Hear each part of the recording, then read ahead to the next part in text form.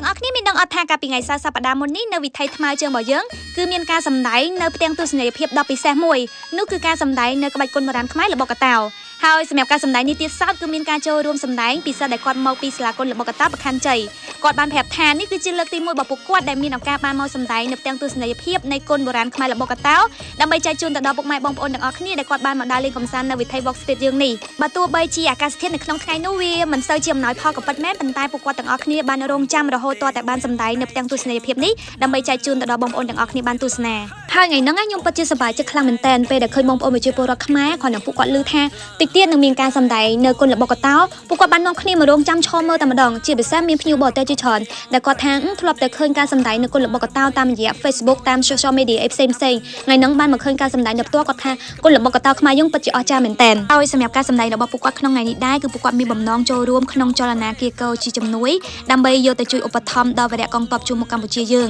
ដែលលោកកំពុងតែឈរជើងយ៉ាងអង់អាចក្លាហាននៅតាមបន្ទាត់ខ្សែព្រំដែនពីការឈ្លានពានរបស់ប្រទេសជិតខាងក៏ដូចជាដើម្បីជួយឧបត្ថម្ភទៅកាន់បងប្អូនជនភៀសសឹកទាំងអស់ដែលលោកបានភៀសខ្លួនចេញពីលំនៅឋានរបស់គាត់មកតាំងទីនៅតាមទីតាំងសុវត្ថិភាពនានា